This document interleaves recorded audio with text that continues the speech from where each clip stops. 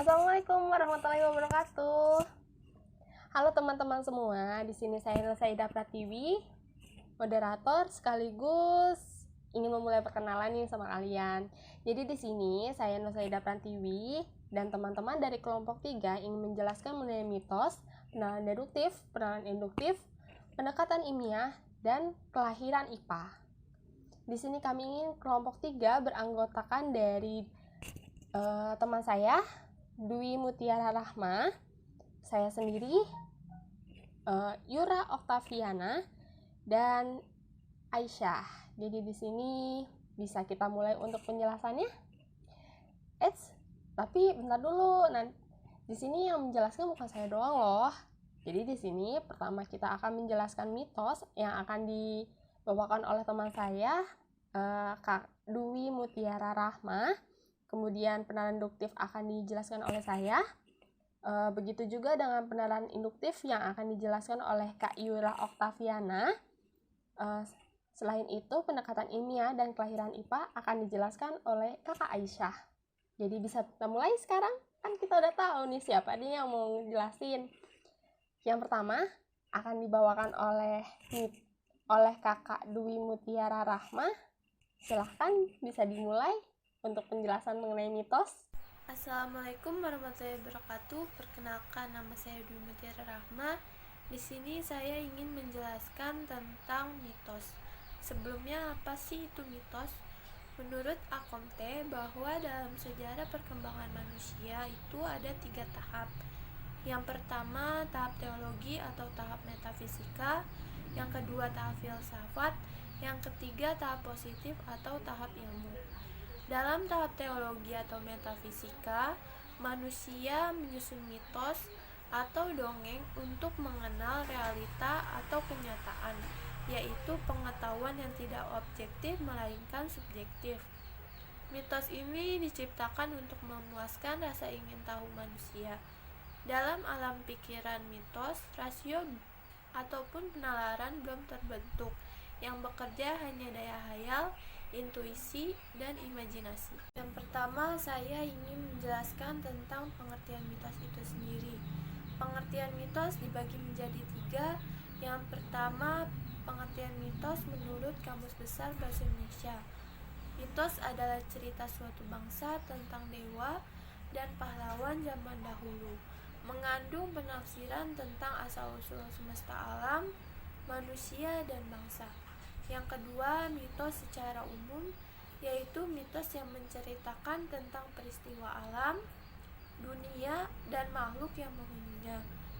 Bentuk topografi, cerita tentang makhluk gaib, dan lain sebagainya. Mitos muncul sebagai peristiwa sejarah yang dilebih-lebihkan, sebagai alegori atau personifikasi untuk peristiwa alam, atau sebagai penjelasan tentang spiritual. Yang ketiga, pengertian mitos menurut ahli, yaitu Ahimsa Putra, merupakan cerita aneh yang sulit dipahami maknanya atau diterima kebenarannya karena tidak sesuai atau tidak masuk akal dengan apa yang kita temui sehari-hari. Berikutnya, ciri-ciri mitos ada 3, yaitu distortif, intensional, statement of fact, dan motivasional. Yang pertama, distortif, merupakan hubungan antara bentuk dan konsep yang didistorsi dan deformatif. Konsep mendistorsi bentuk sehingga makna dalam sistem tingkat pertama tidak lagi menjadi makna yang mengacu pada fakta yang sebenarnya. Yang kedua, intensional, merupakan mitos yang tidak ada, yang sengaja dibuat, dikonstruksi oleh budaya masyarakat dengan tujuan tertentu. Yang ketiga, statement of fact, yaitu mitos menaturalisasi pesan, membuat kita menerimanya sebagai kebenaran yang tidak boleh diperdebatkan, sesuatu yang ada secara alami dalam akal sehat. Yang terakhir adalah motivasional, yaitu bentuk mitos menurut Bertes mengandung motivasi. Mitos dibuat dengan memilih berbagai konsep yang mungkin untuk digunakan sesuai dengan sistem semiotik level pertama. Selanjutnya adalah jenis-jenis mitos. Mitos dapat diklasifikasikan menjadi dua mitos. Yang pertama, mitos penciptaan dan mitos asal-usul. Mitos penciptaan adalah mitos yang memuat peristiwa terciptanya sesuatu, sedangkan mitos asal-usul adalah mitos yang memuat peristiwa-peristiwa yang menciptakan suatu proses hingga terbentuknya sesuatu. Terakhir adalah fungsi-fungsi mitos, yaitu yang pertama untuk mengembangkan simbol yang sangat bermakna untuk menjelaskan fenomena lingkungan yang ada. Yang kedua merupakan sarana pendidikan yang sangat efektif dalam akuntansi dan menanamkan nilai-nilai budaya, norma sosial, dan kepercayaan tertentu. Yang ketiga menjadi pedoman bagi komunitas pendukung untuk membangun solidaritas sosial dengan anggotanya sehingga mereka bisa membedakan antara komunis satu dengan komunis yang lain. Yang terakhir untuk menanamkan dan memperkuat nilai-nilai budaya, pemikiran ataupun pengetahuan tertentu, serta sebagai pemacu perkembangan kreativitas dalam berpikir. Sekian dari saya pembahasan tentang mitos. Pembahasan selanjutnya akan dilanjutkan oleh Kak Nur Saida, yaitu tentang penalaran deduktif. Terima kasih. Oke, ketemu lagi nih sama saya. Kira-kira aku tadi mau ngejelasin apa? Oke, jadi saya di sini Nur Saida Pertiwi ingin menjelaskan mengenai penalaran deduktif.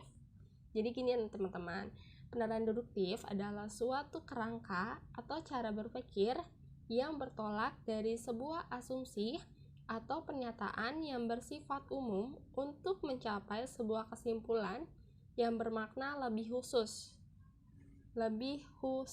Oke? Jadi di sini penalaran deduktif juga sering disebut atau diartikan dengan istilah logika minor. Dikarenakan memperdalami dasar-dasar penyesuaian dalam pemikiran dengan hukum, rumus, dan patokan-patokan tertentu. Oke, jadi di sini maknanya tuh lebih khusus karena adanya dasar-dasar dari penyesuaian dari pemikiran dengan hukum, rumus, atau patokan-patokan tertentu. Gitu. Oke, karena kita udah tahu nih artinya, kira-kira apa ya latar belakangnya?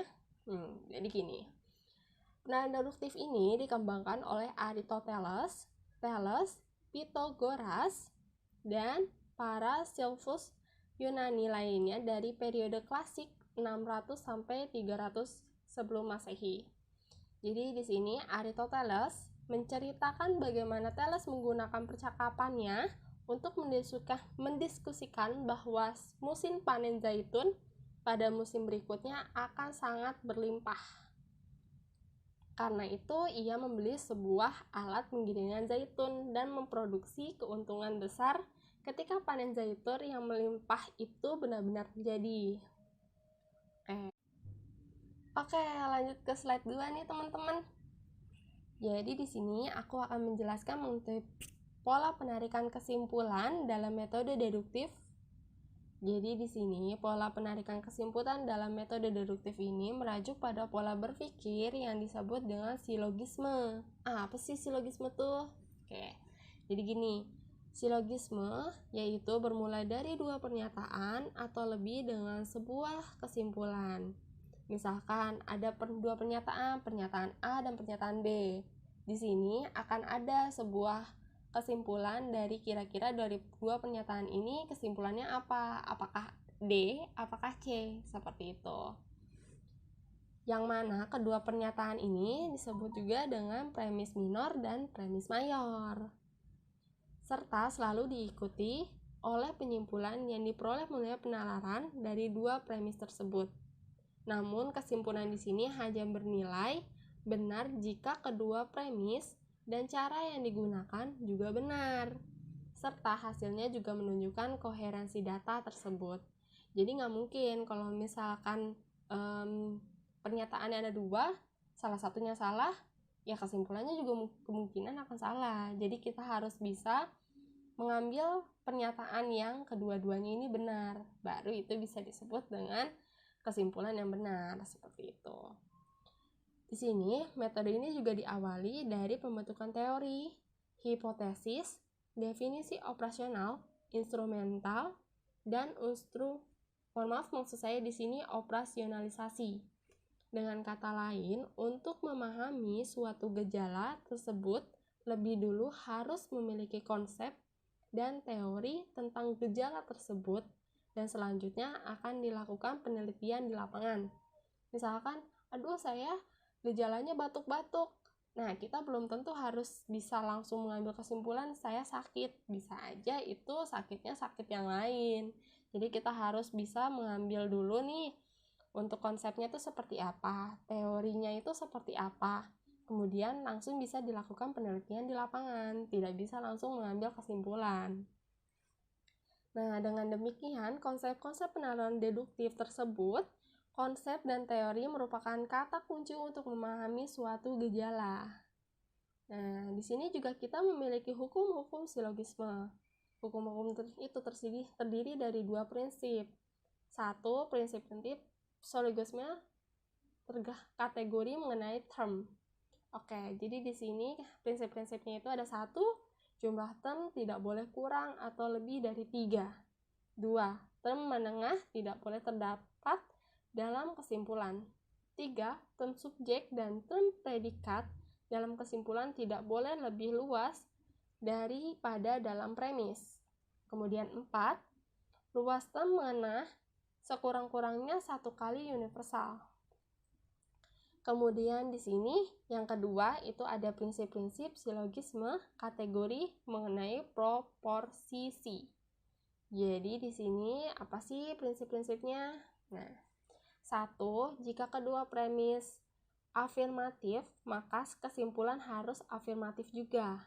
Kedua premis tidak boleh sama-sama negatif. Ketiga, jika salah satu premis negatif, kesimpulan harus negatif juga mengikuti proposisi yang paling lemah. Kemudian 4, salah satu premis harus universal, tidak boleh keduanya partikular. Oke?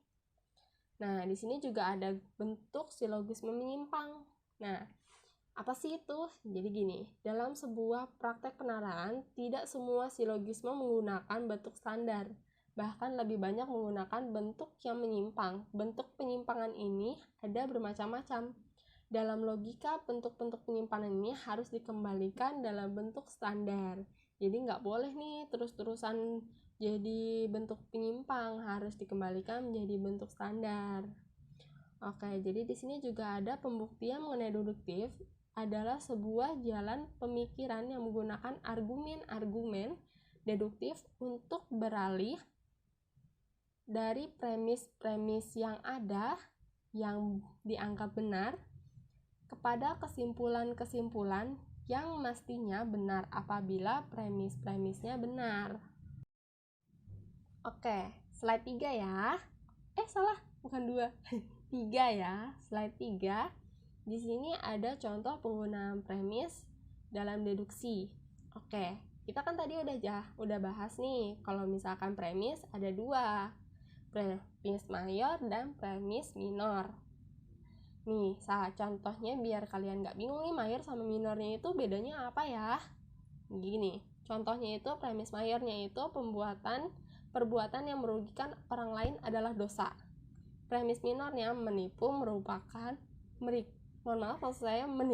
merugikan orang lain. Nah, dari dua premis ini kita bisa mengambil sebuah benangnya atau yang disebut dengan kesimpulannya. Nih, misalkan perbuatan yang merugikan orang lain adalah dosa. Premis minornya menipu merugikan orang lain. Jadi kesimpulannya apa? Menipu adalah dosa, seperti itu. Ya, karena di sini dosa itu kan merugikan orang lain ya. Nah, jadi gini, menipu adalah dosa, seperti itu. Karena di sini perbuatan yang merugikan orang lain adalah dosa, dan menipu itu salah satu perbuatan yang merugikan orang lain. Jadi menipu adalah sebuah dosa. Oke? Ada yang udah ngerti? Atau masih ada yang harus contoh lain nih? Oke deh, contoh lain ya. Contoh klasik dari penilaian deduktif yang diberikan oleh Aristoteles nih, biar nggak bingung, langsung dari penemunya. Jadi gini, Aristoteles itu menjelaskan ada 2 premis. Oke, premis mayornya, semua manusia fana, pasti akan mati. Oke, fana itu akan mati ya. Kalau immortal baru nggak akan mati. Jadi gini, dan untuk premis minornya, Socrates adalah manusia. Jadi kesimpulannya apa? Jadi kesimpulannya itu Socrates pasti akan mati. Soalnya di sini semua, jadi gini, premis mayornya itu semua manusia fana pasti akan mati, dan untuk premis minornya itu Socrates adalah manusia. Karena semua manusia adalah fana, atau pasti akan mati, maka Socrates pasti akan mati untuk kesimpulannya. Karena Socrates adalah manusia, dan manusia adalah makhluk fana atau pasti akan mati, seperti itu. Untuk pembahasan deduktifnya secara terperinci seperti yang dipahami dalam filsafat, lihat logika. Untuk pembahasan teknis tentang deduktif atau deduksi seperti yang dipahami dengan matematika, lihat logika matematika, seperti itu. Oke, jadi di sini juga selain itu, matematika sebagai salah satu definisi atau maksud saya di sini disiplin keilmuan yang menerapkan prinsip koherensi di dalam pembuktian kebenarannya. Nih, berarti kan 1 tambah 1 sama 2. Itu pasti kan, udah terbukti lah kebenarannya. Jadi nggak usah bingung lagi sama prinsip matematika ini. Oke, jadi di sini penilaian deduktif adalah suatu cara berpikir logis atau analistik yang tumbuh dan berkembang dengan adanya pengamatan yang makin intens, sistematis, dan kritis. Juga didukung oleh atau pertambahan pengetahuan yang diperoleh manusia yang akhirnya akan bermuara pada suatu usaha untuk menjawab permasalahan secara rasional sehingga dapat dipertanggungjawabkan kandungannya, tentu dengan mengesampingkan hal-hal yang irasional. Adapun penyelesaiannya, masalah secara rasional bermakna adanya tumpuan pada rasio manusia dalam usaha memperoleh pengetahuan yang benar dan paham yang mendasari atau mendasarkan dirinya pada proses dikenal dengan istilah paham rasionalisme. Metode deduktif dalam pemahaman ini sering atau saling memiliki keterikatan yang saling mewarnai, karena dalam menyusun logika suatu pengetahuan, para ilmuwan rasionalis cenderung menggunakan penilaian deduktif. Jadi di sini penilaian deduktif itu lebih ke pernyataan yang lebih rasional ya teman-teman, dan menggunakan logika seperti itu. Nah, di sini juga lebih jauh lagi, deduktif sering lahir dari sebuah persangkaan mayoritas orang, sehingga hampir bisa dikatakan bahwa setiap keputusan adalah deduksi. Jadi, dan di sini dalam setiap deduksi diambil sebuah generalisasi yang berupa generalisasi induktif yang berdasarkan hal-hal khusus yang diamati, seperti itu. Jadi misalkan kalian kira-kira mau ngambil keputusan, kan pasti lebih mikir atau lebih berpikir rasional ya. Gak mungkin nih kira-kira kalian ngambil keputusan tanpa ada sebab akibatnya, otomatis ya nggak bakalan terlalu rasional, dan logikanya kalau misalkan kayak gitu kemungkinan kesimpulannya kurang benar atau sedikit menyimpang. Oleh karena itu, jadi di sini untuk pengambilan keputusannya itu pasti akan didasari oleh logika kita dan lebih rasional, seperti itu. Nah, di sini juga generalisasi ini terjadi karena adanya kesalahan dalam penafsiran terhadap bukti yang ada. Oke, Nah, generasi induktif sering terjadi dari banyaknya tumpuan pengamatan terhadap hal-hal khusus yang kenyataan tidak demikian. Seperti halnya kesalahan dokter dalam mendiagnosa penyakit pasien. Hal ini terjadi karena adanya tanda-tanda yang sama, namun bisa jadi dalam penyakit yang lain dengan tanda-tanda seperti itu, kasus polisi yang menyelidiki barang bukti dari tempat kriminal. Nah, ada beberapa teori yang dikaitkan dengan pengenalan deduktif. Di antaranya teori koherensi. Nah, nggak cuma teori koherensi, di sini juga ada teori kebenaran pragmatis. Oke, ada 60 yang disebut terakhir merupakan sebuah proses pembuktian secara empiris dalam bentuk pengumpulan fakta-fakta real yang mendukung semua pernyataan sebelumnya. Jadi misalkan kalian mau ada sebuah kasus, itu nggak mungkin tiba-tiba mengambil kesimpulan dong. Jadi di sini harus ada pembuktian atau proses pembuktian secara empiris dalam bentuk pengumpulan fakta-fakta realnya untuk mendukung semua pernyataan. Misalkan ada pernyataan A, pernyataan B, harus ada nih proses pembuktiannya dengan fakta realnya. Seperti itu. Adapun pencetus teori yang tadi yang saya sebutkan barusan adalah Charles S. Peirce dalam sebuah makalah yang berjudul How to Make Our Idea Clear yang terbit pada tahun 1978. Bagi seorang penggiat pragmatisme, kebenaran suatu pernyataan diukur dengan ada tidaknya fungsi hal tersebut dalam kehidupan praktis, seperti itu. Nah, dengan kata lain, sebuah pernyataan bernilai benar jika berkonsekuensi dengan adanya penggunaan praktis dengan kehidupan manusia. Sehingga penelusuran deduktif ini sering juga diartikan sebuah metode eksperimen, seperti itu. Nah, apa sih kelebihannya? Kelebihan metode ini adalah terletak dari faktor kebutuhan fokus yang intern dalam menganalisa sebuah penelitian atau pengertian dari segi materinya, sehingga penggunaan waktu bisa lebih efisien.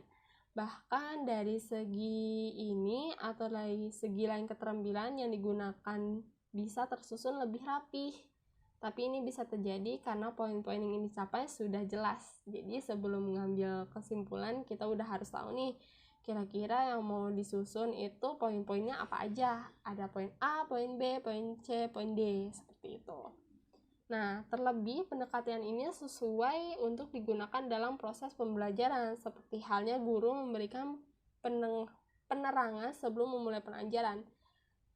Guru juga kan kita memberikan pembelajaran tidak semata-mata hanya memberikan pembelajaran tanpa kita memberikan poin-poinnya atau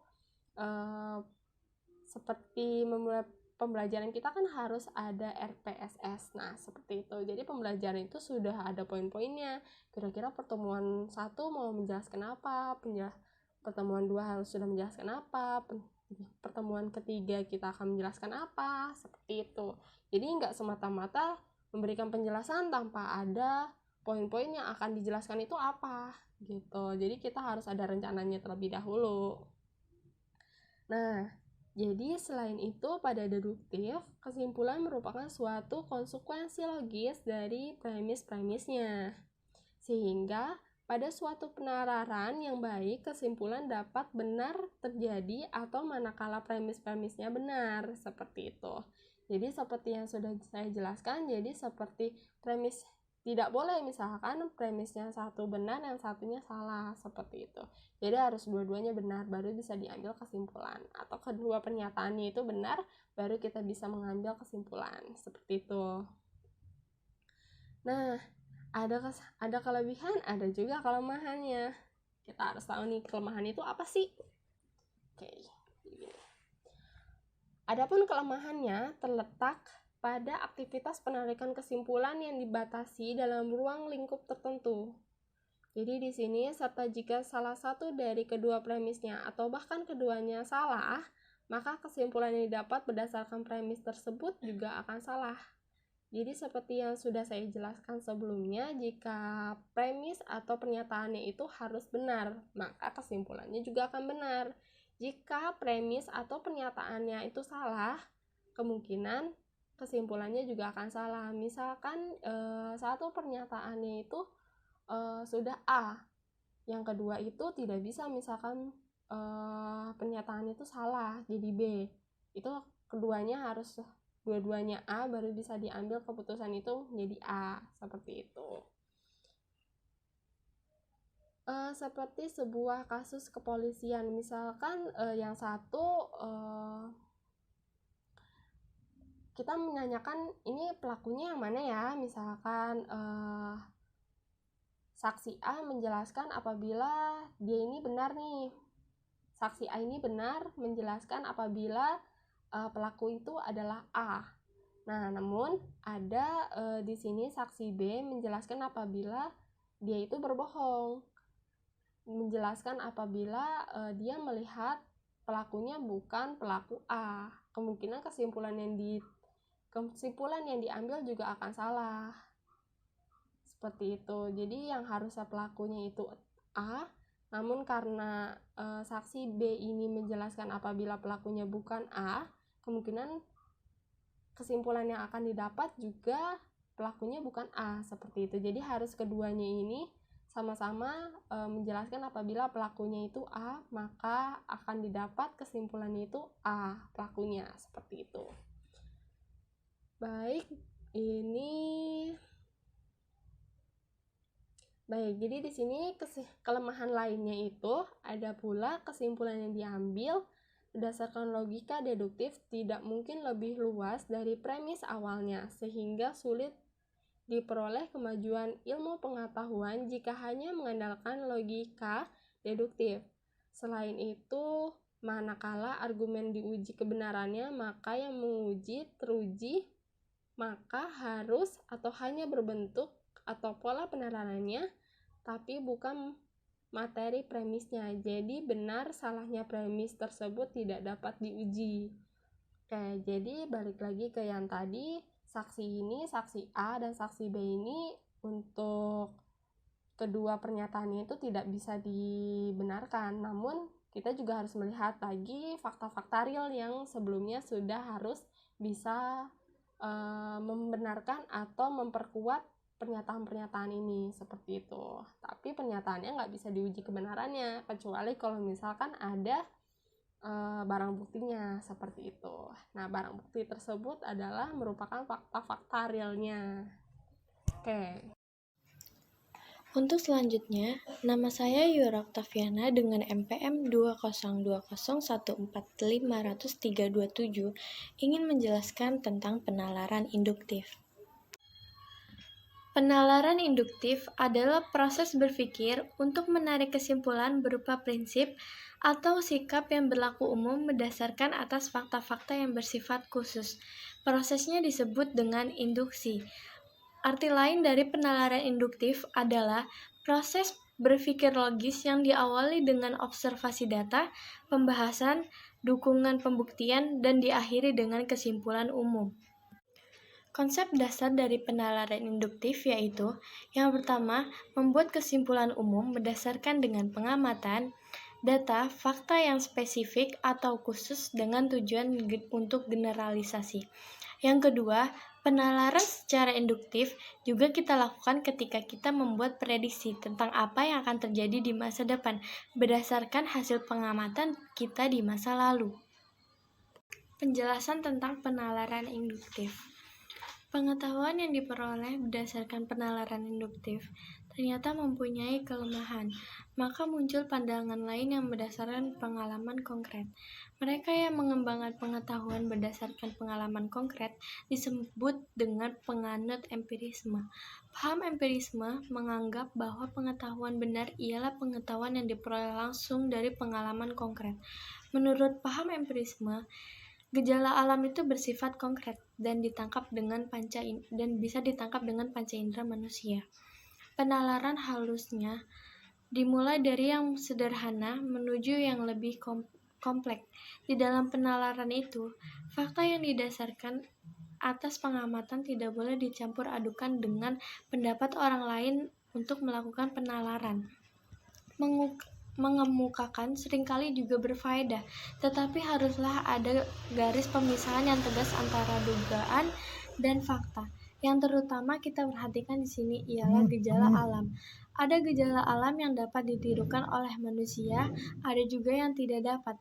Penyelidikan gejala alam yang dapat diturunkan di dalam laboratorium biasanya lebih cepat membawa hasil dibandingkan gejala yang tidak dapat diulangi dalam laboratorium. Dari pengamatan secara sistematis dan kritis atas gejala-gejala alam akan diperoleh pengetahuan tentang gejala itu. Penganut empirisme menyusun pengetahuan dengan menggunakan penalaran indukatif.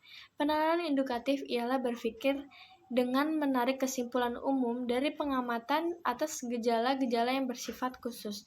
Dengan penalaran indukatif ini, makin lama dapat disusun pernyataan yang lebih umum dan bersifat fundamental. Dengan cara ini dapat diproses prinsip-prinsip yang bersifat umum sehingga memudahkan dalam memahami gejala yang beraneka ragam.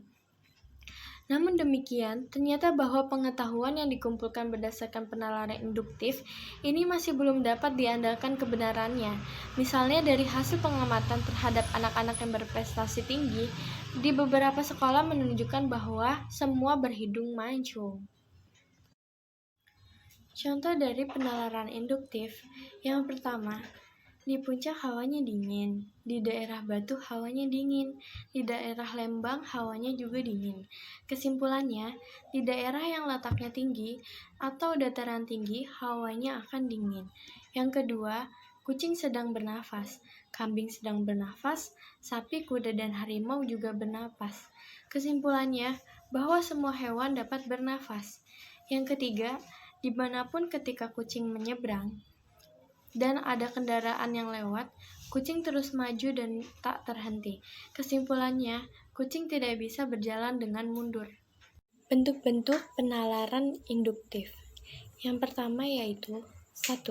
Generalisasi. Generalisasi adalah proses penalaran yang bertolak dari fenomena khusus menuju kesimpulan umum. Generalisasi merupakan pernyataan yang berlaku umum untuk semua atau sebagian gejala yang diamati. Contohnya, 1. Buah mangga berwarnanya hijau dan rasanya juga manis. Buah jambu biji berwarna hijau dan rasanya manis. Generalisasinya, semua buah berwarna hijau rasanya manis. Pernyataannya, semua buah berwarna hijau rasanya juga manis. Hanya memiliki kebenaran probabilitas, karena belum pernah diselidiki kebenarannya. Contoh kesalahannya yaitu, buah kedondong juga berwarna hijau, namun rasanya tidak manis. Untuk bentuk yang kedua yaitu, analogi. Analogi adalah cara penarikan penalaran dengan membandingkan dua hal yang memiliki sifat yang sama. Kita dapat menarik kesimpulan bahwa jika ada persamaan dalam berbagai bidang. Analogi memiliki 4 fungsi, yaitu 1. Membandingkan beberapa orang yang memiliki sifat kesamaan. Yang kedua, meramalkan kesamaan. Dan yang ketiga, menyingkapkan kekeliruan. Untuk yang keempat yaitu klasifikasi. Contoh dari analogi yaitu, manusia yang bijaksana dan berilmu tinggi adalah manusia yang tidak sombong. Oleh karena itu, bila kita memiliki kepandaian dan kelebihan, kita harus bersifat atau bersikap seperti padi yang semakin berisi, semakin merunduk. Untuk bentuk yang ketiga yaitu hubungan kausal. Hubungan kausal adalah sebuah pernyataan yang timbul berkat adanya elemen-elemen yang memiliki hubungan atau keterkaitan. Jenis-jenis hubungan kausal, yang pertama yaitu sebab akibat. Contohnya, Irwan tidak mengerjakan soal ujian kelulusan, sehingga ia tidak dapat lulus tahun ini. Yang kedua, akibat sebab. Contohnya yaitu, motor teman saya mogok, disebabkan kehabisan bensin. Yang ketiga, akibat. Contohnya yaitu, Kakak terjebak macet total di jalan, sehingga kakak beranggapan akan telat masuk kerja. Manfaat dari penalaran induktif.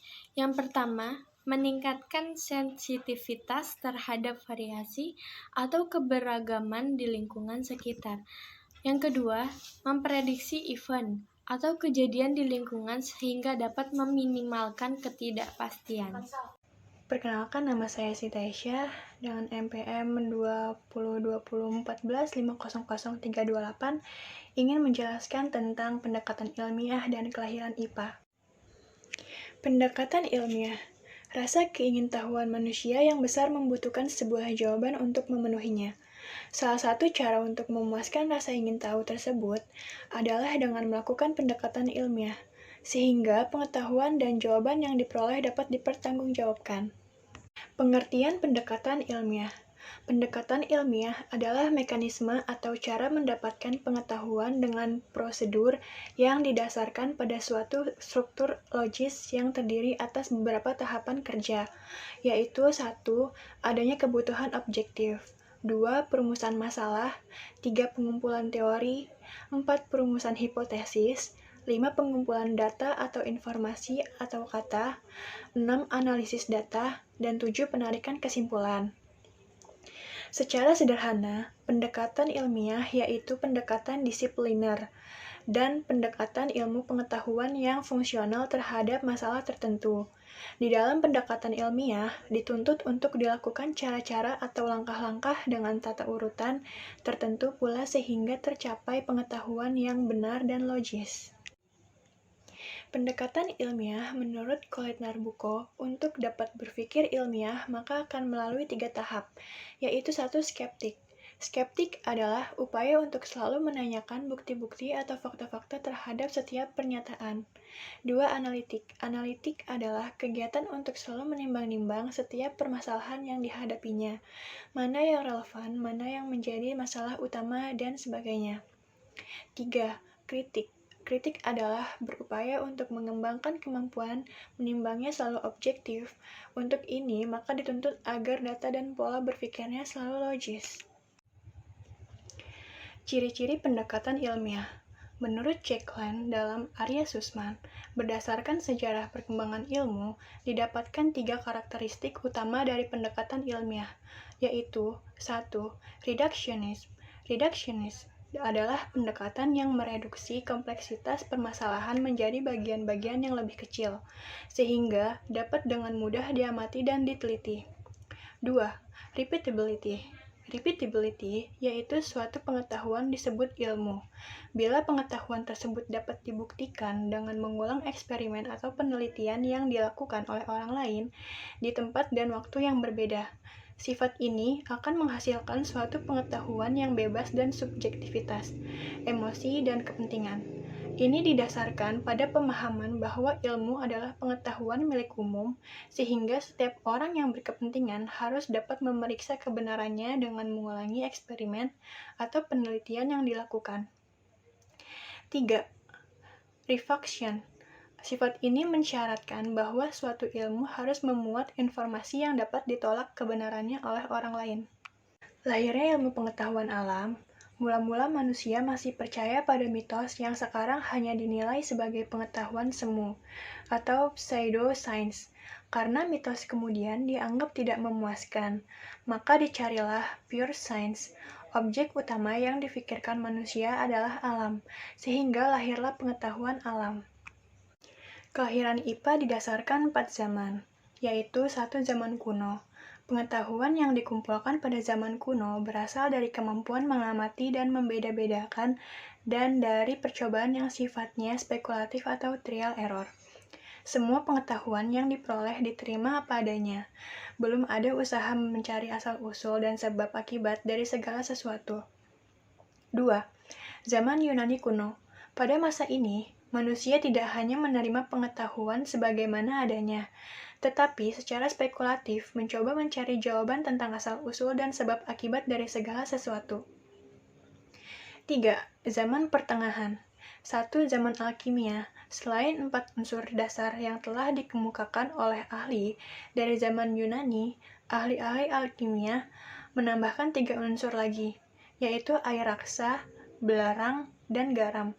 Pengertian unsur lebih dimaksudkan pada sifat daripada unsur itu sendiri. 2. Zaman latrokimia. Tokoh-tokoh yang ada pada zaman ini diantaranya 1. Al-Khwarizmi adalah seorang ahli aljabar dan aritmatika. 2. Narizi menulis sejumlah buku mengenai cuaca dan iklim serta pengetahuan tentang binatang. 3. Arizi oleh bangsa Eropa dikenal nama Razis, adalah tokoh kedokteran dan kimia. Arizi adalah orang pertama yang mendiagnosa penyakit cacar dengan membedakan atas cacar air atau variola dan cacar merah atau rogella. Sebagai ahli kimia, Arizi menemukan air raksa atau merkuri. 4. Ibsina dikenal pula dengan nama Avicenna adalah tokoh kedokteran.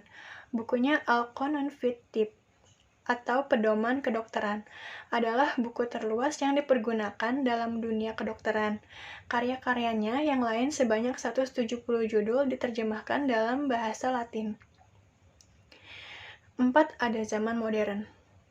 Zaman modern, tokoh-tokoh yang terkenal pada masa ini adalah 1. Evangelista Troiselli adalah seorang ahli fisika dan ilmu pasti yang berhasil menemukan termometer sebagai alat pengukur suhu udara sekaligus dapat memperkirakan tekanan udara pada suatu tempat. 2. Antonio Laurent. Lavoisier adalah seorang pelopor di bidang kimia. Ia menemukan hubungan zat asam dan udara dalam pembakaran, serta menemukan sifat asam dan basa dalam suatu zat. 3. Anthony van. Ia adalah seorang ahli biologi. Dengan menggunakan mikroskop, hasil karyanya dapat melihat bakteri dengan perbesaran 270 kali. Ia juga menemukan spermatozoa, anjing, kelinci, ikan, manusia, dan sejumlah binatang lain. Oke, penjelasannya udah selesai ya teman-teman. Kira-kira ada yang belum mengerti dari apa yang kelompok kami jelaskan? Kalau misalkan ada yang belum mengerti nih, kira-kira, misalkan saya belum mengerti tuh mitos apa? Kira-kira bisa langsung ditanyakan ke kita. Bisa silahkan komen di kolom di bawah, atau silahkan bisa langsung mengajukan pertanyaannya dari diskusi kita ya. Ya, silahkanlah. Kalau misalkan kita nanti mengerti, bisa kok kita saling sharing. Oke, jadi untuk penjelasan kali ini melalui video sudah kami jelaskan dan kira-kira bila ada yang belum mengerti bisa ditanyakan. Oke, jadi untuk presentasinya akan saya tutup ya teman-teman. Terima kasih sudah menonton video dari kami. Jangan lupa klik subscribe-nya ya. Terima kasih.